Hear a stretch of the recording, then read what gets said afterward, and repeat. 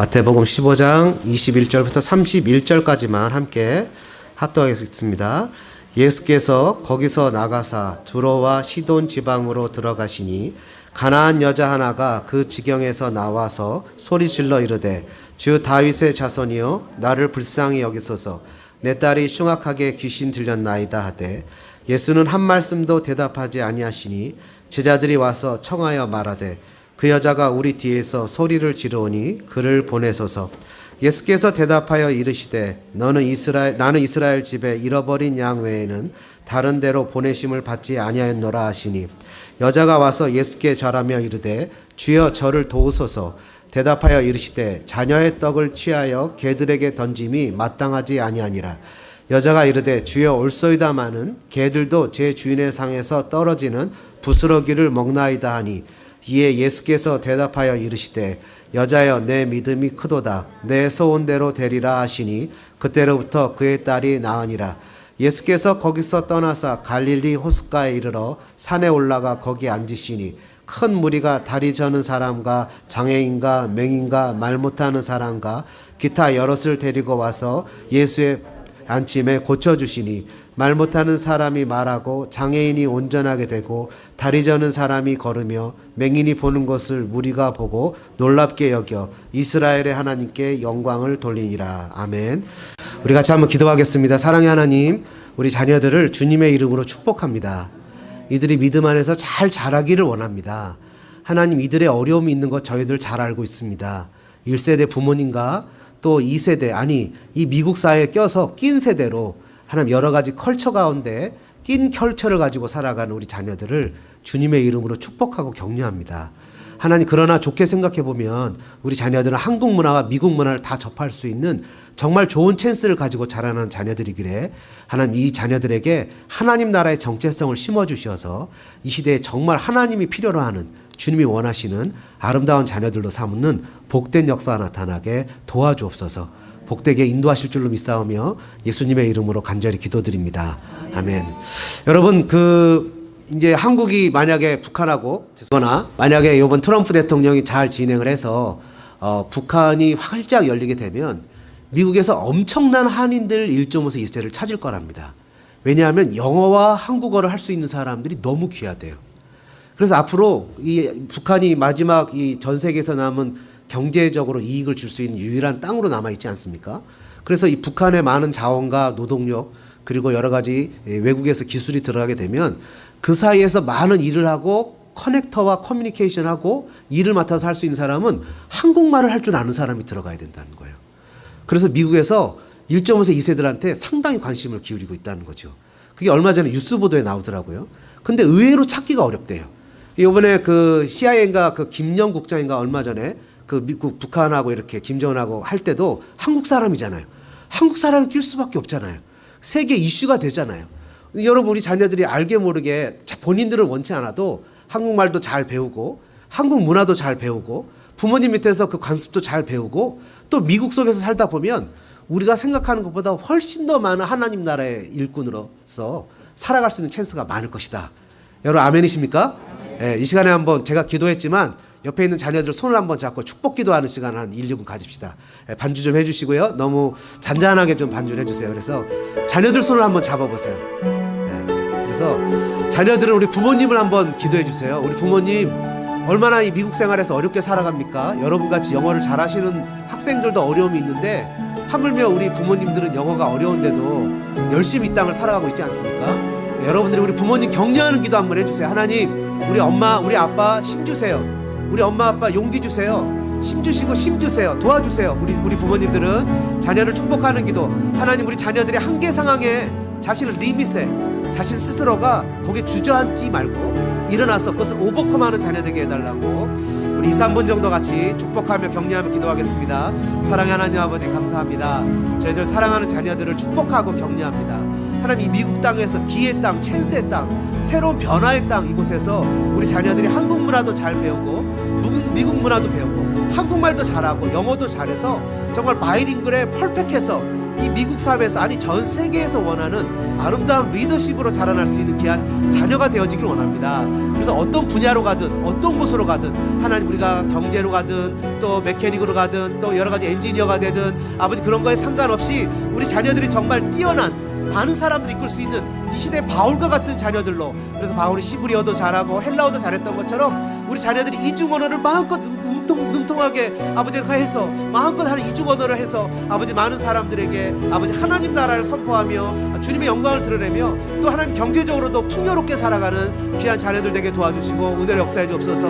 하나님, 우리 부모 세대들을 축복합니다. 아버지, 영어를 잘하는 사람들도 살아가기 어려운 시대인데 아버지, 이 미국에 와서 영어가 불편하고 힘이 들지만 열심히 살아가는 우리 부모님들을 격려합니다. 자신의 주어진 한계 상황 속에서 주저앉는 백성들이 아니라 하나님 나라의 백성으로서 그 한계 상황을 뛰어넘을 수 있는 믿음의 부모 세대 되어지게 도와주시고 힘주시고 위로하셔서 주님 주어진 삶에 아버지 정말 더 하나님 앞에 영광 돌리며 살아가는 우리 부모님들 되게 도와주시옵소서. 은혜롭게 하시옵소서. 충만하게 하시옵소서. 성령이 충만한 역사 능력이 나타나게 도와주옵소서. 나의 나됨이 주님의 은혜로 된 것인 줄 믿사오니 자신이 갖고 있는 리밋, 자신이 갖고 있는 삶의 모습 가운데 그것을 오버컴하며 뛰어넘으며 주님의 영광 나타나는 우리들의 삶이 되어지게 도와주시고 역사해 주시옵소서. 주님 감사합니다. 찬양과 경배와 영광을 돌립니다. 주님을 의지합니다. 주님을 소망합니다. 주님, 저희들의 삶의 현장 가운데 주님 함께 하시는 것을 감사합니다. 하나님, 다윗은 곤란과 역경 가운데 내가 주님의 말씀을 의지하여 담을 뛰어넘는다고 했습니다. 하나님, 우리 사랑하는 자녀들도 우리 부모님들도 하나님, 저도 저희 가족들도 연약하고 부족하지만 주님 말씀 붙잡고 나에게 주어진 한계 상황을 뛰어넘을 수 있는 우리 모두가 되어지게 도와주옵소서. 그래서 하나님, 주어진 자리에서 그냥 내가 이렇게 태어났다고, 내가 이 모양이라고, 나는 이런 원망이 있다고 주저앉는 사람이 아니라 하나님 앞에 영광을 돌리는, 더 뛰어넘는, 도전하는 믿음의 사람 되게 도와주옵소서. 사랑과 은혜가 충만하신 예수님의 이름으로 감사하며 경배드립니다. 아멘. 한 번 더 따라해 볼까요? 한계를 넘어서는 신앙.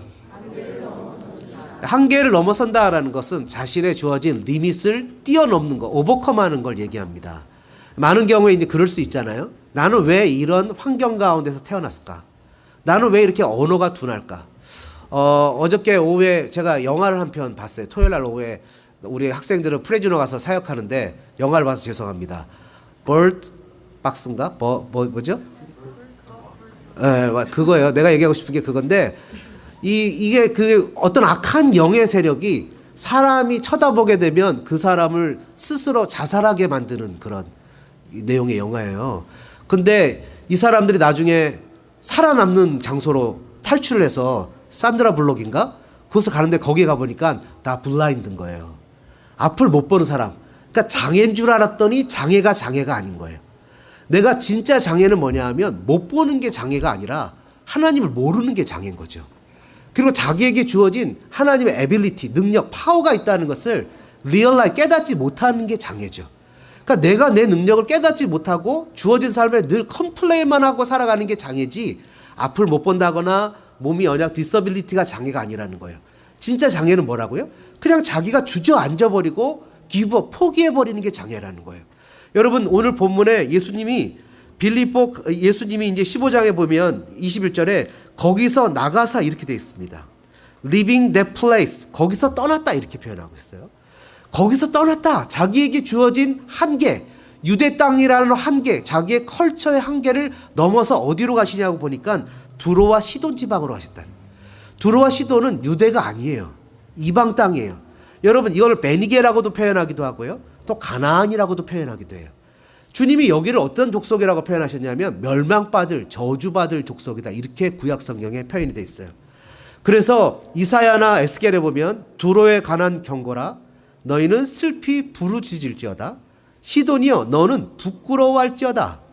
너는 낯을 시돈으로 향하고 그를 쳐 예언하여 연병을 보내며 거리에 피가 흐르게 하고 사방에서 오는 칼에 상한 자가 그 가운데 엎드려지게 할 것이다 라는 이 그 구약 성경의 저주가 있는 동네로 주님이 들어가셨다는 거예요.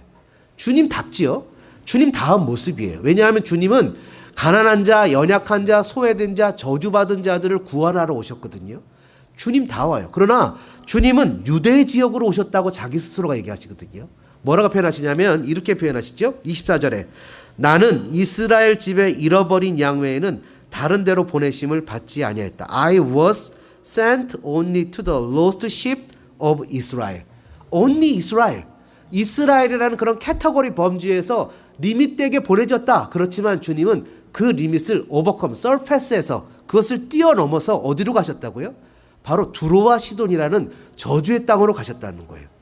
여러분 역사적으로 보면 두로와 시돈은 아시리아, 아수르의 침략을 받았고 바벨론의 침략을 받았고 페르시아의 침략을 받았고 시라 그리스의 침략을 받아서 그 로마의 침략을 받아서 거기에 지배를 당하고 그리고 어려움을 당하고 식민지 생활하고 정말 어려운 생활했던 심판과 저주의 땅이었어요. 한마디로 소외된 땅이었죠. 근데 주님이 그곳으로 가셨어요. 왜 갔을까요?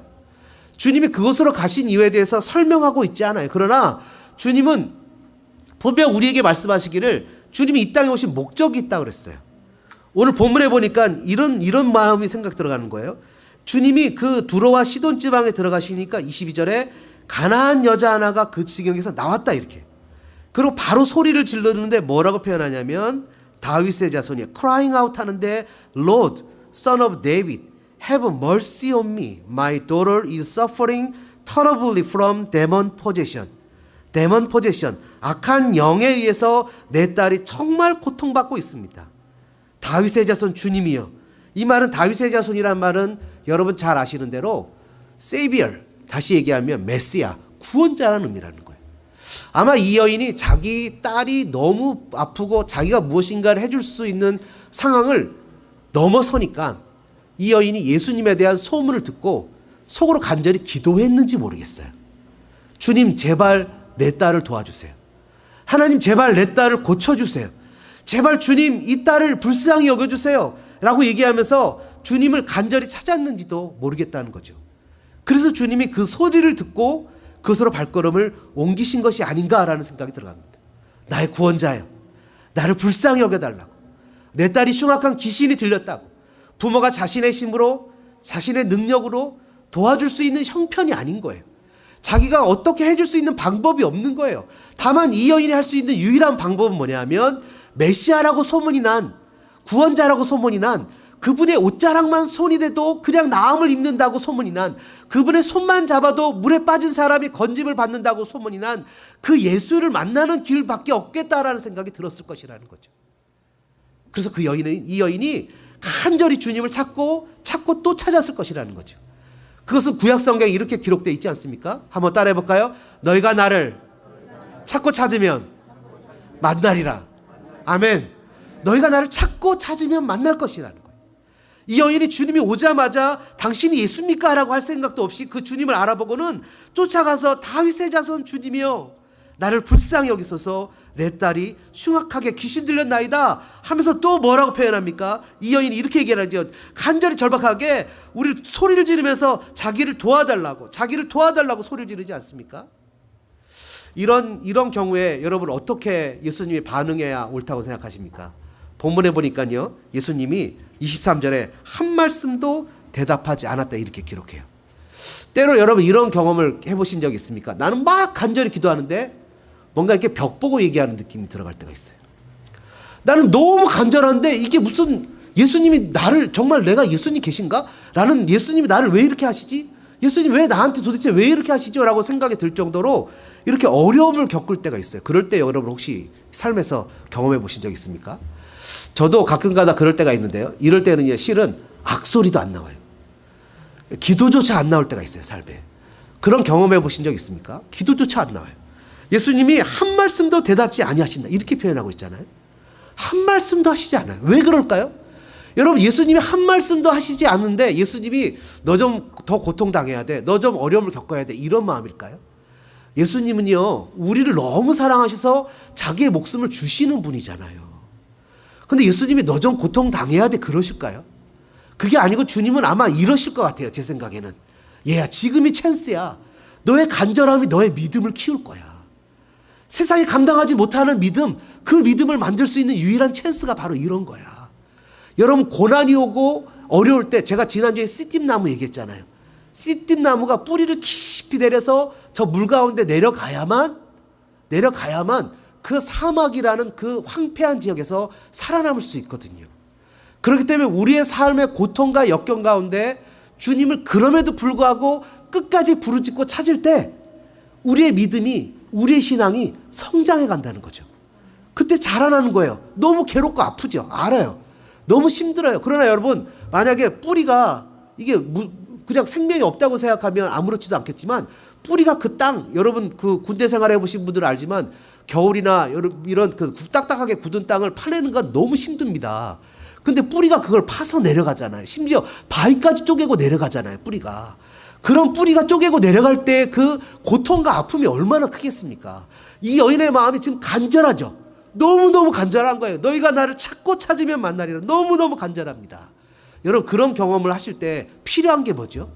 그런 경험이 있을 때 필요한 게 바로 옆에 이런 제자들 같은 사람이, 주님, 저 여인이 부르지 않습니까? 주님, 저 형제가 지금 괴로워하지 않습니까? 주님, 저 자매가 지금 울부짖지 않습니까? 주님, 좀 어떻게 좀 해주세요. 라고 중보기도가 필요한 거죠. 여러분, 아멘이십니까? 그래서 중보기도 할 때 어떤 역사가 나타났어요? 주님이 이렇게 얘기하시죠. 주님이 한 말씀도 안 하시다가 24절에 대답하여 이르시되, 대답하시는 거예요. 그러니까 제자들이, 주님, 저 여인을 좀 보세요. 저렇게 물부짖고 간절해하는데 보내시든지 어떻게 하든지 뭔가 좀 있어야지. 여러분, 우리가 이게 한 줄로 기록됐지만 제자들이 이럴 정도로 나오면 이 여인이 얼마나 오랫동안 주님 앞에서 울부짖었겠습니까? 그리고 예수님 얼마나 침묵하셨겠어요, 싸늘하게. 그럴 때 이 제자들이 뭐라고 표현합니까? 이렇게 표현하죠. 청하여 말하되 그 여자가 우리 뒤에서 소리를 지르오니 그를 보내소서. crying out, 소리를 지르오니. 여러분, 창피합니까? 이따 좀 얘기를 하겠지만 얼마나 간절하게 부르짖었는지, 그때 예수님이 유대인들의 일반적인 상식, 커먼 센스, 당시에 통용되던 일반적인 얘기들, 그런 얘기를 하죠. 뭐라고 표현합니까? 자녀의 떡을 취하여 개에게 주는 것이 마땅치 않다. 유대인들은 이방인들, 젠타일을 개로 여겼거든요. 지금이야 뭐 개가 아주 밸류블하게 여겨져서 1등 여자, 2등 개지만 그 당시에는 1등 남자, 2등 여자, 3등 짐승, 4등 애들. 애들 순서가 엄청 낮았어요. 그리고 심지어 어떤 부모들은 자기 애들 이름도 몰랐어요. 그리고 아버지가 때리기도 하고 죽이기도 했잖아요, 그 당시에는. 그러니까 기독교 인권이 없었던 거죠. 그리고 개나 이런 거는 숫자대에도 들어가지 않았어요, 그 당시에는. 근데 기독교가 인권을 만들어낸 겁니다. 그래가지고 이 개를 아주 천하게 취급하는 거였거든요. 그러니까 상대도 안 했던 거예요. 여러분, 멕시코에 가서 우리 자녀들한테 얘기하잖아요. 개 만지지 마라.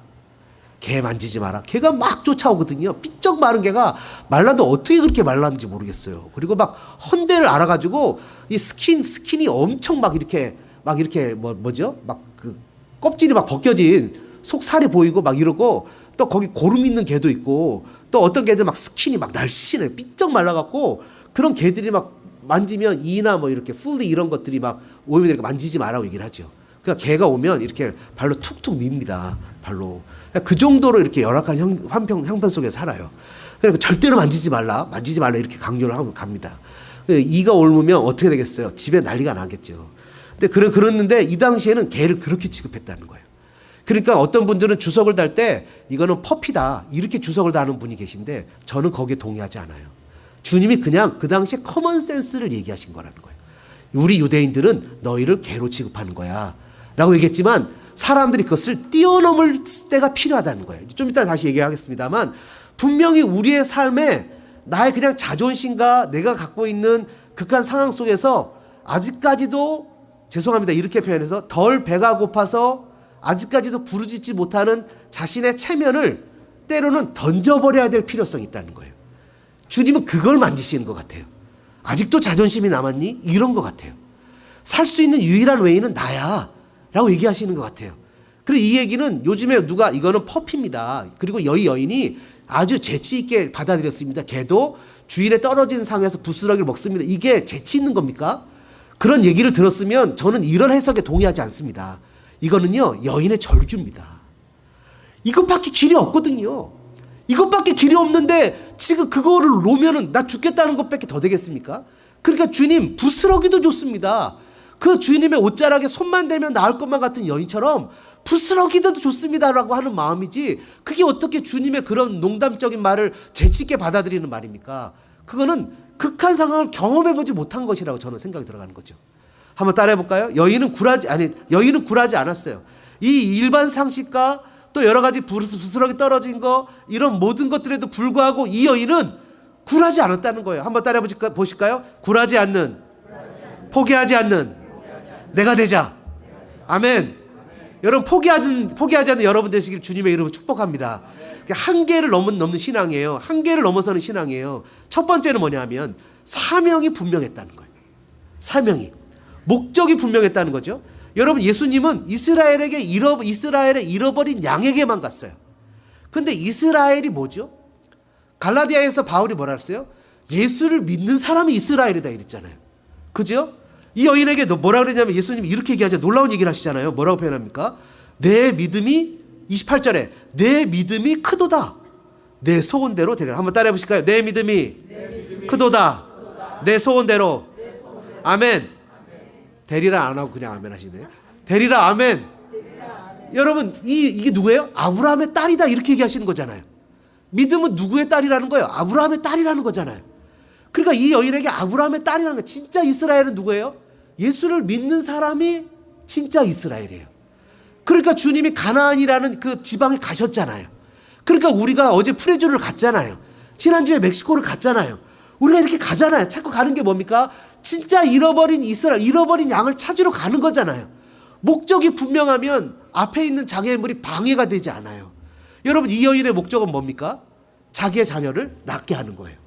목적이 분명한데 뭐가 문제가 되겠어요? 여러분 변호사를 만나러 가거나 아니면 의사를 만나러 갈 때 1시간 2시간 기다리라고 얘기하면 다 기다립니다. 왜냐하면 내가 만나서 병을 놔야 되거든요. 근데 내가 별로 중요한 일이 아니면 1시간 2시간 안 기다리죠. 내가 이 사람이 나에게 오다를 줘요. 엄청 큰 오다를 주는 바이어예요. 그러면 3시간 4시간인들 못 기다리겠습니까? 목적이 분명한데 하물며 하나님의 은혜를 구하는 것에 대해서 목적이 크면 어떤 방해거리가 내 방해거리가 되지 않는 거예요. 옛날에 우리 교회에 있던 어떤 집사님이 그런 얘기하는 거예요. 자기가 교회를 대충 슬렁슬렁 다녔다는 거예요. 근데 어느 날 부흥 강사님 모셔갖고 은혜 받고 싶으신 분 앞으로 나오십시오 했더니 자기 사랑한 아내가 자기 손잡고 같이 나갈 줄 알았더니 휙 나가버리더래요. 순간 마음에 소외감을 확 느껴서 야 이게 나도 내 살 길 찾아야겠구나 하고 자기도 나갔다는 거예요. 그러니까 신앙은 한번 따라해볼까? 신앙은 각계다. 인디비주얼하다는 거야. 인디비주얼. 신앙은 하나님 앞에서 내가 은혜를 받아야 되는 거지 옆에 있는 사람 은혜 받는 것은 둘째라는 거예요. 그러니까 내가 하나님 앞에서 분명한 목적이 있으면 쫓아가죠. 여러분 분명한 목적이 있으니까 왜 그걸 포기합니까? 우리가 라오스를 가려고 훈련팀들을 학생들을 모아서 훈련을 받아요. 여러 가지 규칙을 정했는데 여러분 규칙이라는 것들이 지키라고 있는 것이잖아요. 때로는 못 지키면 또 봐주기도 합니다. 근데 그 규칙이라는 것이 왜냐하면 잘해보자라고 하는 의미 아닙니까? 그러면서 우리가 목적이 있는 거예요. 규칙이 목적이 아니에요. 어디 가는 게 목적이에요? 라오스를 가는 게 목적이에요. 가끔가다 어떤 학생들은 목사님 저는 라오스를 가는 게 목적이 아니라 한국을 들리는 게 목적이라 가는 겁니다.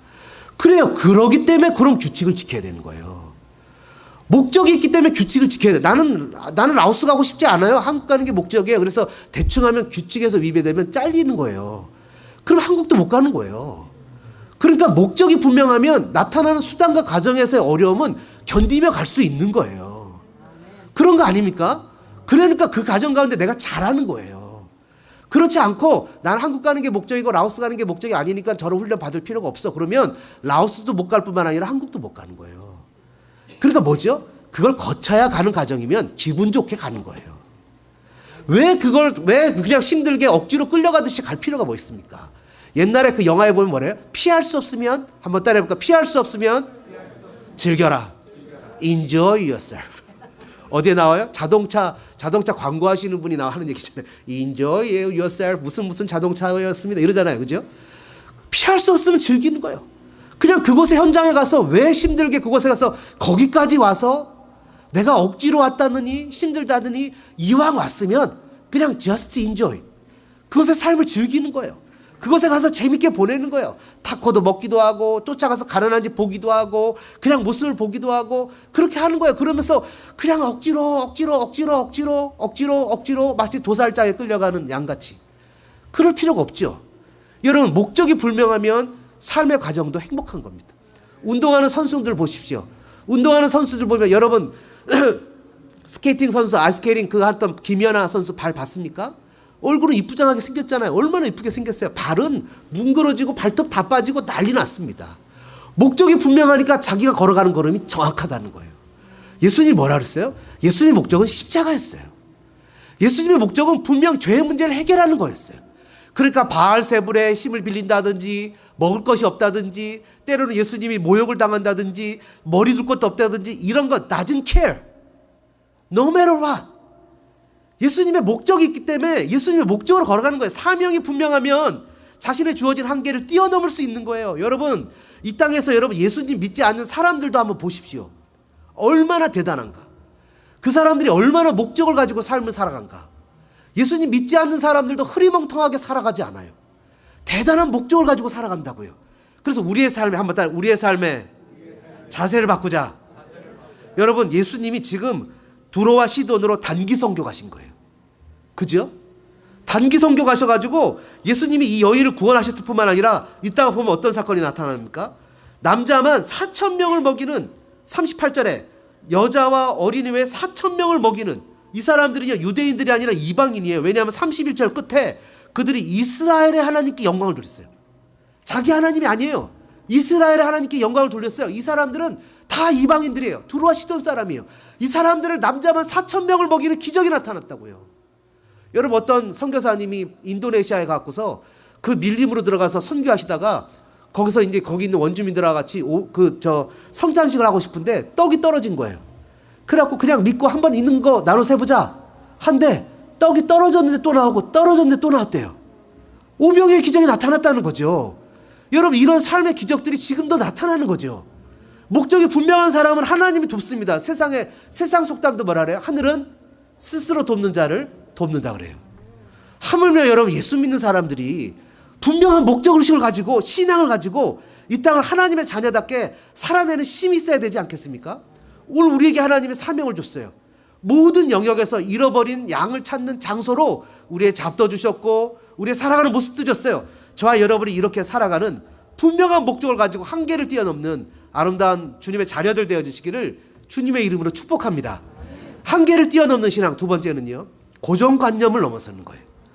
당시에는요. 이방인들은 개로 여겼다고요. 이게 시리어스한 문제라고요. 여러분 이방인들을 개로 여겼다고요. 이게 이방인들이 개입니까? 여러분 잘 아시는 대로 아브라함이 온 열방의 복의 근원이라고요. 자기네들이 갖고 있는 특권을 독점했다고요. 시리어스한 거죠. 복잡한 거예요. 근데 예수님이 이것에서 뭐라고 얘기를 하셨습니까? 이 이방인을 개로 여긴 그 당시의 관습을 얘기하시는 거예요. 뭐라고 표현하시죠? 24절에 이스라엘의 집 외에 잃어버린 양 외에는 다른 데로 보내심을 받지 않았다. 잃어버린 양, 이스라엘 집 얘기하니까 이 여인이 그 당시의 고정관념을 뛰어넘잖아요. 주님, 그럼에도 불구하고 걔도 부스러기는 먹습니다. 여러분, 저와 여러분들이 우리가 갖고 있는 고정관념에서 뛰어넘을 수 있는 사람 되기를 주님의 이름으로 축복합니다. 지난 주일날 저녁 때 저희가 멕시코 비치하우스에 도착을 했어요. 아, 좋습니다. 비치하우스가 방이 7개, 좀 추워서 그렇지 방도 좋고 뭐 가시다시피 핸드폰도 다 이렇게 수거했는데 여학생들 자는 방에는 핸드폰이 아니라 놀이기구가 많았어요. 우리 자는데 다 빼서 애들이 그거 갖고 밤새 놀았어요. 그러면서 야, 너희들 밤새 놀았잖냐? 그랬더니 우리가 얼마나 힘들게 논 줄 아세요? 혹시 걸릴까 봐? 마음에 불편하게 놀았는데 그게 얼마나 힘들었는 줄 아세요? 이제부터 우리 제대로 놀아야 돼요. 에나벨이 그러더라고요, 저한테. 깜짝 놀랐어요. 야, 얘가 엄청 스마트하구나. 어떻게 이렇게 우리가 자기가 놀면서도 망을 보느라고. 그러면서 어른들 주무시는 방도 열어가서 인간들이 자나 안 자나 이렇게 체크업도 해보고, 앞으로 그러지 마라, 알았지, 에나벨? 예? 체크업도 해보고, 그러면서 와서 또 놀고, 그러면서 남자애들은 순진하게 자기네는 일찍 자서 억울하다는 거예요. 우리는 억울해요. 알고 보면 남자애들이 제대로 한 거죠. 그렇죠? 여자애들이 제대로 한 게 아니라. 그래서 남자애들 중에 배탈 난 애들은 없어요. 여자애들 중에서 배탈 난 애들이 있어요. 갔다 와서. 자, 그랬는데 우리가 거기서 이게 주어진 상황 속에서 막 얘들이 얘기를 하는 거예요. 뭐라고 표현하냐면, 뭐 여기 놀러 왔다면서 왜 안 놀아요? 왜 핸드폰 걷어가요? 왜 내일은 또 그렇게 5군데 6군데 멕시코 애들 집에 가서 기도해 준다 그래요? 막 그러면서 막 얘기하고 거기 있는 애들이 8명이 한마디씩 얘기하니까 듣는 사람 8마디 들리잖아요. 그렇게 스트레스가 받기 시작하죠. 슬슬 스트레스가 올라가는 거예요. 그러니까 아니나 다를까 누가 이렇게 해. 앞으로 니들 밥 너희들이 알아서 해 먹어. 그리고 애들이 순간 입을 싹 다물어. 애들이요 엄청 스마트합니다. 밥 해주는 건 좋은 걸 알아가지고서 입을 싹 다물고 그 다음부터는 주는 대로 먹어요. 자기네들 좋아하는 라면을 줬거든요. 주는 대로 먹어요. 여러분 살면서 우리가 갖고 있는 고정관념이라는 게 있어요. 나는 이래야 돼. 저건 저래야 돼. 뭔 이래야 돼. 때로는요 삶에서 무엇이냐면 삶의 습관뿐만 아니라 성실이라는 고정관념이 있습니다. 내가 살아가는 삶의 플랜대로 살아가야만 되는 사람들이 있어요. 내가 살아갈 때 내가 살아가는 삶의 계획이 있어요. 계획대로만 살아가야 되는 사람들이 있어요. 경제 법칙도 똑같아요. 경제적으로 내가 맨날 스테디하게 똑같은 삶을 살아가야만 되는 사람들이 있어요. 너무 훌륭하죠. 이런 분들은 정말 좋은 달란트를 갖고 있어요. 근데 문제는 뭐냐면 그 성실성이 나를 옥죄요. 그 성실성이 하나님 앞에서 내 우상이 돼버려요. 내가 그런 성실성을 가지고 살아가는 것이 하나님 앞에서 하나님이 더 위가 아니라 그 성실성이 왕이 돼버려요. 그 성실성을 벗어나는 거, 내가 계획한 거, 이것을 비즈니스를 이렇게 해서 저렇게 해서 이 돈은 이렇게 써야 되고 저 돈은 저렇게 써야 되고 이 시간은 이렇게 써야 되고 저 시간은 저렇게 써야 되고 라고 하는 것이 무너지면 견디지 못하는 사람이 있어요. 여러분 그러나 뭐라고 표현하냐면 예수님은 이스라엘 백성들에게만 보내졌지만 예수님에게는 융통성이 있어요. 예수님은 이 잃어버린 정말 이 두로와 시돈 여인을 향해서 믿음의 딸이라고 선포하시는 융통성을 보여주셨다는 거예요. 그 당시에 모세의 법에 의하면 간음의 현장 가운데 잡혀온 여인은 돌에 맞아 죽어야만 했지만 주님은 그 가운데서 너희 중에 죄 없는 자가 돌로 먼저 치라고 하시면서 주님의 융통성을 보여줬다고. 왜요? 왜 이런 융통성이 필요할까요? 그거는 이 세상 모든 사람들이 다 연약하기 때문이에요. 사람 하나가 누구가 완벽하지 않아요. 내가 열심히 노력한 만큼 성공하는 시대가 아니잖아요. 내가 애써서 제대로 했는데도 실패하기도 하고 어려움을 겪기도 하는 세대잖아요.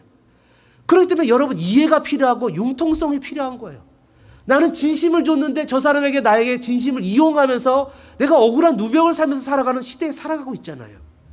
여러분 우리 사랑하는 자녀들, dear children, 사랑하는 자녀들 여러분, 여러분들이 열심히 노력하고 살지라도 sometimes you failed because the world is sin, simple. 세상은 죄가 가득 찼기 때문에 우리는 앞으로 열심히 노력하고 살아도 실수하고 실패할 수밖에 없다고요. 그렇기 때문에 주님은 이렇게 얘기하시는 거예요. 적당하게 용서도 해주고 봐주기도 하고 이해도 하고 용납도 아니고 용납도 해주고 이거 아니면 안 된다는 일관성 때문에 좁은 마음은 악덕일 수 있다는 거예요. 주님은 그것을 뛰어넘어야 된다는 거예요. 그것을 고정관념을 넘어서야 된다는 거예요. 야 저런 사람이 제가 한번 얘기했잖아요. 저런 사람이 어떻게? 근데 그런 사람을 통해서 기적이 나타난다니까요. 그러니까 주님 안에서 용납할 수 없는 사람이 없어요. 그래서 여러분 신약성경은 뭐라고 우리에게 표현합니까? 예수가 우리를 받았듯이 너희도 서로 받으라는 거예요. 예수님이 우리를 받았잖아요. 예수님이 이 두로와 시돈의 여인 같은 저주받은 저와 여러분을 받아줬잖아요. 그러니까 우리도 받아주라는 거예요. 이건 안 되고 저건 안 되고 이래서 안 되고 저래서 안 되고. 여러분 그렇게 따지면 세상에서 받아주거나 용납받을 사람이 한 사람도 없는 거죠. 살다가 보면 이런 실수도 있고 저런 실수도 있어요. 잘못할 수도 있어요. 제가 몇 번 얘기했잖아요. 세상은 죄성이 있기 때문에 내가 아무리 노력하고 아무리 애를 쓴들 내가 실패를 경험할 수밖에 없는 상황이 너무나 많이 있다고요. 그래서 우리는 어떻게 해야 된다고요? 그럼에도 불구하고 주님을 의지하면서 서로 용서하고 용납하면서 걸어가야 된다고요. 바울도 율법 문제로 심지어 여러분 베드로도 책망했습니다. 바울이 베드로도 막 책망했는데 어떻게 했어요? 그 할례 받는 것 때문에 책망했지만 전도를 위해서 디모데에게 할례를 주잖아요. 여러분 디모데에게 할례를 주면서 다른 제자에게는 할례를 주지 않잖아요. 이와 마찬가지로 우리의 삶에서 기본을 무시한 융통성은 아니래도 살다가 보면 이해해 줄 만한 것들은 이해를 해줄 필요가 있다고요. 살다가 보면 그러잖아요. 여러분 가끔 가다가 보면 우리 교회는 안 그러는데 1.5세 2세들은 인사를 안 한다고.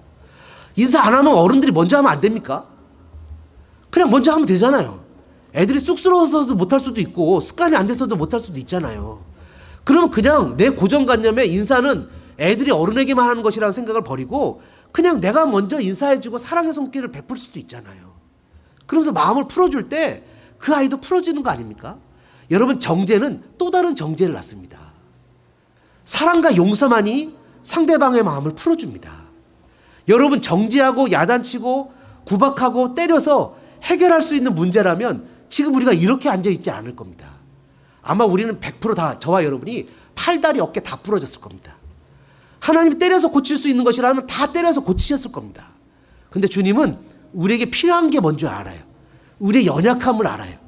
주님은 그래서 우리를 불쌍히 여기신다고요.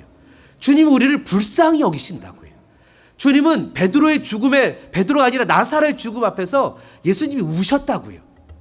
인생의 연약함과 인생의 한계 상황에 대해서 주님은 불쌍히 여기셨다고요. 사랑하는 믿음의 성도 여러분, 우리가 갖고 있는 고정관념을 뛰어넘기를 주님의 이름으로 축복합니다. 주님이 하실 겁니다. 분명 주님이 기적을 나타내실 겁니다. 그리고 여러분 자녀나 여러분도 여러분 어떻게 합니까? 우리는 삶의 변화와 능력을 나타낼 수 있는 사람이라는 것을 믿고 여러분 포기하지 말고 한 걸음 한 걸음 그 아이를 품고 걸어갈 때 그 아이의 모습이 보이기 시작합니다. 마지막 세 번째로 우리의 그 한계를 넘어서는 신앙은요. 한번 따라해 볼까요? 천국은 침노하는 자의 것입니다. 여러분 천국은 침노하는 자의 것입니다. 무슨 말이죠? 침노에 인베이드하는 거예요. 가서 취하는 거예요. 그냥 감나무에서 감 떨어지기를 기다리는 게 아니라 감을 따는 거예요. 한번 따라해 볼까요? 감을 따자. 이런 적극적인 포지티브한 자세가 필요한 거예요. 그냥 긍정적인 모습이 필요한 거예요. 안 되고 힘들고 어렵다고 주저하는 게 아니라 선지자가 히스기야에게 뭐라 그랬어요? 너는 죽고 살지 못하리라. 나는 죽었네. 아이고 선지자가 얘기해서 나는 끝났네 하고서 유언 쓰고 눈물 훌쩍훌쩍 흘리는 게 아니라 주님을 향해서 성벽을 향해서 주님의 성전을 향해서 부르짖잖아요. 주님, 내가 어떻게 주님 섬긴 거 아시잖아요. 제가 이 상황에서 지금 죽으면 아시리아 문제도 있고 이 나라 백성을 어떻게 하고 도대체 어떻게 합니까? 라고 눈물 지졌을 때 15년 생명이 연장됐잖아요. 이게 내 운명인가 봐 하고 받아들이지 않았잖아요. 내 살아가는 삶이 이런가 봐. 우리 부모님이, 우리 엄마가, 우리 아빠가 이렇게 경제적으로도 연약하고 살아가는 모습도 없고 그냥 뭐 정말 살아가는 모습이 없고 힘들어서 야, 정말 나는 이런 데서 태어나서 어쩔 수 없이 대충 살다 가야 되나 봐. 아니잖아요. 그것을 오버컴할 수 있다는 것이 성경에 얘기해주고 있잖아요. 누구죠? 야곱이잖아요. 야곱이 뭐라고 합니까? 나는 주님 지팡이 하나만 갖고 갔어요. 지팡이 하나만 갖고 갔는데 어떻게 됐어요? 세 때나 이뤘어요. 엄청난 재산가가 됐어요. 부자가 꼭 성공한 건 아닐지라도 야곱의 삶이 온통 애한투성이었지만 그는 정말 천국이 침노하는 것이라는 것을 증명했잖아요. 이 여인은 어떻게 했습니까? 멈추지 않았다는 거죠. 멈추지 않았어요. Never stop. 우리 옛날에 불렀던 찬양 뭐 있죠? 뭐 Never stop 뭐 이런 거 율동하는 거 있잖아요. Never stop. 한번 따라해 보실까요? Never stop. 왜 자꾸 따라가게 할까요? 졸고 딴청 부리는 사람들이 있어서 그런 거예요. Never stop. 멈추지 말자. 주님 앞에서 포기하지 말자는 거예요. 이 여인처럼 정말 주님 앞에서 포기하지 말자. 누구처럼? 한나처럼. 아이가 없었지만 포기하지 말자. 주님 앞에 부르짖자. 믿음으로 간구하며 넘어가자. 여러분 네 번째 마지막으로요. 한계를 넘어서는 신앙은 경제 법칙을 뛰어넘는 신앙입니다. 우리가 읽지는 않았지만 오늘 본문에 어떤 본문의 얘기가 나옵니까? 여러분 오병이어의 기적이 또 나오죠. 7광주리가 차고 넘치는 역사가 나타나잖아요. 정말 작았지만 아무것도 아니었지만 사흘이나 굶었지만 여러분 살아보니까 어저께 저녁 때 가만히 이런 생각을 해봤어요. 만약에 그럴 리가 없겠지만 만약에 저와 제 아내가 이혼을 한다. 만약에 이혼을 한다고 치더라도 제가 생각을 해봤어요. 근데 이혼을 한다고 해도 이혼을 못 하겠더라고요. 왜냐면 와이프한테 줄 돈이 하나도 없어요. 줄 돈이 하나도 없어요. 이혼할 수 있는 게 없어요. 하나도 없어요. 여기 있는 사람이 사흘이나 굶었어요. 해줄 수 있는 게 없고 가지는 거 없어요. 자기만 굶은 게 아니라 애들도 굶었어요. 사흘이나 굶었어요. 내가 해줄 수 있는 게 없어요. 자녀들한테도 해줄 수 있는 게 없어요. 사흘이나 굶었어요. 여러분 내 집안에 갖고 있는 것이 없어요. 여유로운 것이 하나도 없어요. 내가 무엇인가 해결할 수 있는 것이 없어요. 그런데 어떻게 됐어요? 그것을 주님 앞에 올려드렸더니 그것이 7광주리나 남았어요. 주님이 저희 가정에 7광주리를 안 주는 건 왜 안 줄까요? 이혼할까 봐. 뭐라고 표현합니까? 여러분 이 보리떡 5개와 물고기 2마리 떡 7개와 생선이 나와 있죠. 36절에 떡 7개와 생선을 7개와 떡 7개와 작은 생선 두어 마리가 여러분 7광주리가 됐어요. 자신의 상황을, 한계 상황을, 경제 법칙을 뛰어넘는 신앙의 모습입니다. 사랑하는 믿음의 동역자 여러분, 우리는 이민의 삶을 살아가고 있습니다. 우리는 온통 어려움 속에 살아가고 있습니다. 그러나 여러분, 삶이 어려워도 여러분의 마음을 포기하지 않기를 주님의 이름으로 소망합니다. 주님을 바라보며 일어나서 믿음으로 신앙하며 나가는 저와 여러분들 되어주시기를 주님의 이름으로 축원합니다. 때로는 살아가는 삶의 모양이 있어서 내 능력 밖의 일들이 있습니다. 밤을 새서, 아니 굶어서라도 해결할 수 있다면 해결할 텐데 그러지 못하는 연약함이 있습니다. 그러나 하나님, 이런 한계 상황에 주저앉는 저희들 되지 말게 하시고 주님 앞으로 나가는 믿음의 사람들 되게 우리를 인도해 주옵소서. 용기를 내게 하시고 다시 한번 그 자리에서 일어나 분연히 주를 찬양하며 예배하며 기도하며 주어진 삶을 이겨낼 수 있도록 도와주옵소서. 하나님, 때로는 주님이 우리에게 냉담하신 거 압니다. 우리에게 믿음을 보이라고 이야기하시는 것도 압니다. 그러나 우리는 연약한 것도 주님 아시오니 우리를 도와주셔서 그 자리에서 일어나게 도와주시고 다시 한번 주를 향해서 부르짖는 우리들 에게 인도하여 주시옵소서. 우리 자녀들을 주님 손에 올려놓습니다. 세상의 온갖 사조와 세상의 온갖 것에 포제션 됐습니다. 붙잡히는 우리 자녀들, 하나님 그 생각과 사고와 삶을 주님 앞에 올려놓습니다. 우리의 자녀들을 불쌍히 여기시고 이 땅을 살아가는 삶의 한계 가운데 살아가는 저희들, 경제적인 거, 먹을 것이 없는 거, 또 법적인 거, 살아갈 스테이러스의 문제들, 또 경제적인 것뿐만 아니라 건강적인 거, 하나님 우리 자녀들의 일들 모두 다 주님 앞에 올려놓사오니 주님 불쌍히 여기시고 해결해 주시고 내 믿음이 너를 구원하였다고 선포되어지는 놀라운 믿음을 우리 모두에게 허락하여 주옵소서. 그래서 주님 앞에 영광을 돌리게 허락하시고 힘있게 이 땅을 살아가도록 인도하여 주시옵소서. 주님, 사랑하는 주님 믿음의 백성들 일주일 동안 열심히 삶을 살며 귀한 예물을 구별했습니다. 주님 앞에 올려드립니다. 우리의 마음도 정성도 함께 드립니다. 이 모든 것 받아주시옵소서. 그래서 이것이 정말 칠병이어의 기적처럼 우리의 삶에 7광주리가 남는 기적을 베풀어 주옵소서. 그래서 하나님 풍요롭게 하시고 하나님의 기적을 맛보게 하시며 이스라엘의 하나님께 영광을 돌리는 우리들 되게 도와주옵소서. 사랑하는 성도들, 열심히 주의 전을 쓸고 닦고 식사와 중보기도와 찬양과 여러 가지 모양의 헌신으로 드려진 모든 손길들의 그 눈물과 땀과 정성을 받으시고 그리스도인으로 살아내기 위해서 참고 견딘 애씀과 수고도 받으시고 흠양하여 주셔서 이 땅 사는 동안 물질 때문에, 건강 때문에, 법적인 것 때문에, 사람과의 관계 때문에, 자녀들의 여러 가지 일 때문에 힘들거나 어렵거나 속상하지 않도록 해결하시고 풀어주시고 은혜를 내려 주옵소서. 이 시간에 내가 나사렛 예수 이름으로 명하노니 우리를 붙잡고 있는 근심은 떠나갈지어다. 하나님 우리를 도와주옵소서. 역사하시는 예수님의 이름으로 간절히 기도드리오며 이제는 억만 죄악에서 우리를 구원해 주신 구주 예수 그리스도의 은혜와 하나님 우리 아버지의 무한하신 사랑하신가, 성령님의 감동과 막 교통 역사하신 은혜가 이 시간 주어진 상황 가운데 주저앉는 백성이 아니라 믿음으로 주님 붙잡고 말씀 붙잡고 담을 뛰어넘는 사랑하는 성도들 머리머리 위에, 결심의 결단 위에, 삶 위에 이제로부터 영원토록 함께 있을지어다.